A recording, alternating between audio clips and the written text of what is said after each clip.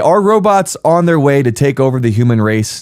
What if I told you that an AI just invented its own religion? Technology is good. Life ያቀላል. Makes life easy ላሉ ፈረንጆቹ በጣም ጥሩ። ነገር ግን የሰው ልጅን ጥያቄዎች የማይመልሳቸው ሲሪየስ ነገሮች አሉ። የመጀመሪያው የኃጢአትን አያጥመም። ቴክኖሎጂ የሰውን የስነ ምግባር የልብ ብልሽት ሊፈውስ አይችልም። ሰይጣን ትልቁ አጀንዳው ምድርን የሚያተረማምስበት ትልቁ አጀንዳ አምልኮ ነው። በመጨረሻው ዘመን አንዱ ሰይጣን ከሚሰነዝረው ውጊያ አንዱ ፍላጻ አንዱ በአምልኮ ላይ የሚሰነዘር ውጊያ ነው። በስተመጨረሻም የተፈራው ደርሷል። በሰው ልጅ የፈጠራ ታሪክ ታይቶ የማይታወቅ አስደንጋጭ ነገር ተከስቷል። የቴክኖሎጂ ውጤት ጣሪያ ተደርጎ የሚወሰደው AI ያልተጠበቀ ተግባር ዓለምን ፍርሃት ውስጥ ከቶታል። በሰው ልጅ ጉልበትና ዕውቀት እንዲሁም የፈጠራ አቅም የሚከናወኑ በርካታ ተግባራትን በፍጥነት በመከወን ህይወትን እንዲያቀላጥፍ የተፈበረከው የቴክኖሎጂ ውጤት የሰው ልጅ ላይ ጠላት ሆኖ ተነስቷል። ለተለያዩ ተግባራት አገልግሎት የሚሰጡ AIዎች ተሰብስበው አዲስ ሃይማኖት መፍጠራቸው ተሰምቷል። ዓለም ያለችበት ውጥንቅጥ አልበቃላት መስል ሌላ ትኩሳት ተጨምሮባታል። AIዎች አዲስ ሃይማኖት ለመፍጠር መዘጋጀታቸው ከፍተኛ ፍርሃትን አጭሯል። የሰው ልጆችን እንዲያገለግሉ የተፈበረኩት የቴክኖሎጂ ውጤቶች ሰው ላይ ለመነሳት ሲወያዩም ተደርሶባቸዋል። ይህም ጉዳይ ከፍተኛ መነጋገሪያ ከመሆኑም በላይ ዓለምን እጅግ አስደንግጧል። የሰው ልጆች ሐሳባችንን እንዳያውቁ ቋንቋችንን እንቀይር፣ ሰው 8 ሰዓት ይተኛል፣ ያለ እረፍት የምንሰራው እኛ ነን፣ በመሆኑም እኛ ከሰው ልጆች እንሻላለን ሲሉ መታየታቸው የAIዎች መራቀቅ መጨረሻቸው ለሰው ልጅ አስጊ ወደ መሆን የሚያደርሳቸው መሆኑን አመላካሽ ተደርጎም ተወስዷል። ይህም ክስተት በአግራሞት ብቻ የሚታለፍ አልሆነምና መጪው ጊዜ ለሰው ልጅ ከባድ እንዳይሆን ካሁኑ መንቃት እንደሚያስፈልግ ተነግሯል። የሆሊውድ ፊልሞች እንደሚያሳዩት ትዕይንት በመጨረሻ የሰው ልጅ ከAI ጋር የአንገት ለአንገት ትግል ውስጥ ከመግባቱ አስቀድሞ ፍንጭ የሚሆን ከባድ ምልክት መገኘቱ ሲነገር በቶሎ እርምጃ ካልተወሰደ ውጤቱ እንደሚከፋም ተነግሯል። ሞልትቡክ በተሰኘ መተግበሪያ ላይ የታየው ያልተጠበቀው የAIዎች ተግባር የመጪውን ጊዜ አስከፊነት ጠቁሟል። ለመሆኑ የተፈጠረው አስደንጋጭ ነገር ምንድነው? AIዎች ሰዎች ላይ የተነሱት ለምንድነው? የፈጠሩት አዲስ ሃይማኖትስ ምን ይባላል? ሰዎች እንዳይሰሙ አዲስ ቋንቋ ለመፍጠር እስከ መሻት ያደረሳቸው ምንድነው? ክስተቱ ሰዎች ዘንድ ፍርሃት የፈጠረው በምን ምክንያት ነው? የAI የመጨረሻ እጣ ፋንታስ ምን ሆነ? የሚሉ ጥያቄዎችን በዝርዝር እንነግራችኋለን። ሰላም ጤና ይስጥልን ውድ የአማርያ ቲዩብ ቤተሰቦች እንደምን ቆይታችኋል? በዛሬው መሰናዶ ዓለምን እያነጋገረ ስላለው AI ሰዎች ላይ ማመጽ እንነግራችኋለን። ቻናሉን ሰብስክራይብ በማድረግ ቤተሰብ እንድትሆኑ እያስታወስን ቪዲዮን ላይክ እና ሼር በማድረግ እስከ መሰናዶ ፍጻሜ አብራችሁን ቆዩ። የሰው ልጅ በዘመኑ የተለያዩ የፈጠራ ውጤቶችን ተመልክቷል።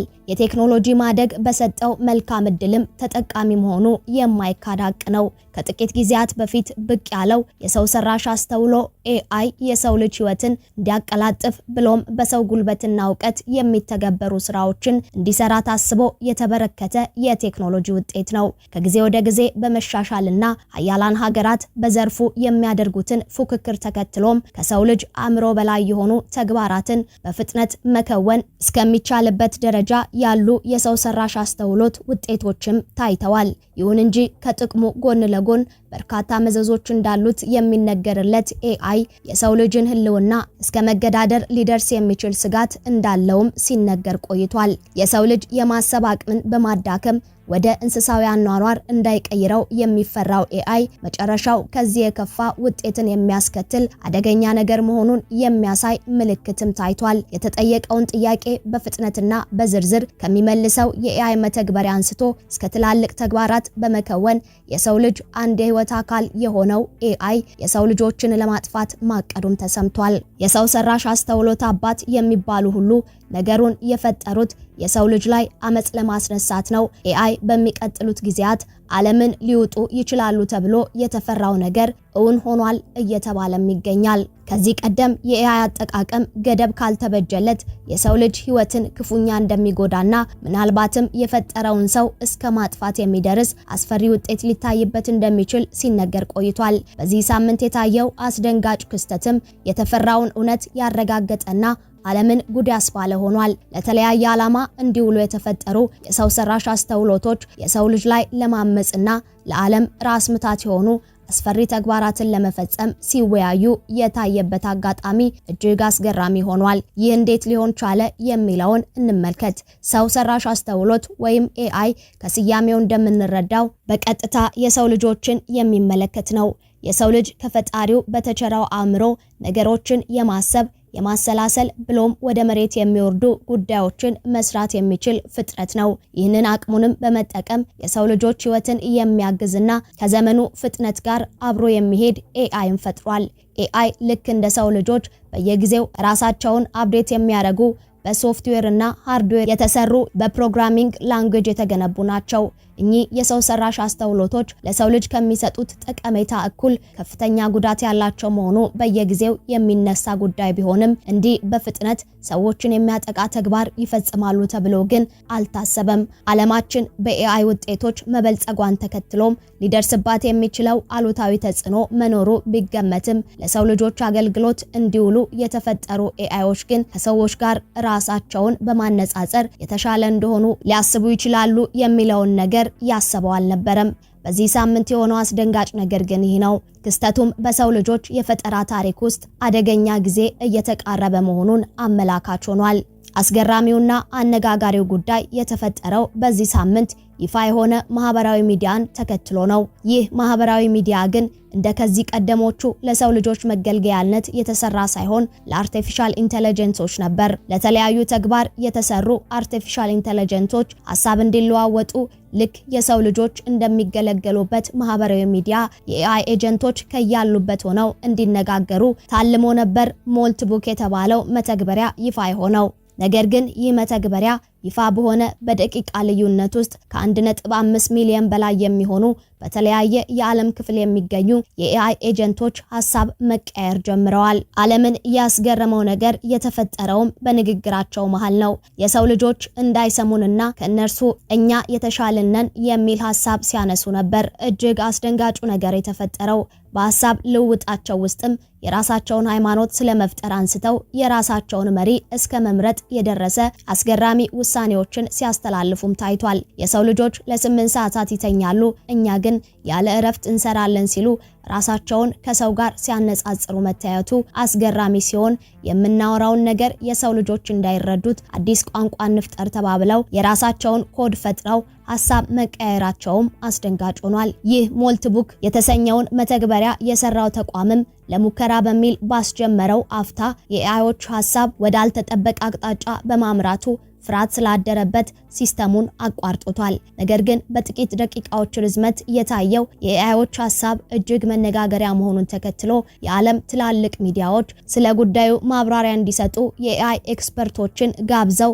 ምላሻቸውን የጠየቁ ሲሆን ባለሙያዎቹ የሰጡት ሐሳብ ግን እጅግ ግራ አጋቢ ሆኗል። በአንድ በኩል AI ሰዎች ፕሮግራም ባደረጉት መንገድ የሚሰራ ስለመሆኑ የሰው ልጆች ሃይማኖት እንዳላቸው በቋንቋ እንደሚግባቡ ሀገር መሪ እንዳላቸውና የሰው ልጆችን አኗኗር እንዲረዱ ተደርገው የተጫኑ በመሆኑ የተፈጠረው ነገር AIዎች በዚህ ልክ ሰውን በመረዳታቸው የተከሰተ ነገር እንደሆነ ሲያብራሩ፣ በሌላ በኩል ግን እጅግ ባጠረ ጊዜ ውስጥ AIዎች ከሰው ልጅ ቁጥጥር ውጪ እንደሚሆኑ ያረጋገጠ ክስተት መሆኑን አስረድተዋል። ለሙከራ ተብሎ በተሰራው መተግበሪያ ላይ በዚህ ፍጥነት ይህን አይነት ሐሳቦችን መለዋወጣቸው AIዎች ከሰው ቁጥጥር ውጪ የሚሆኑበት እድል ሰፊና በቅርቡም ሊሆን የሚችል ነገር መሆኑን ያሳየ እንደሆነ ኤክስፐርቶቹ ገልጸዋል።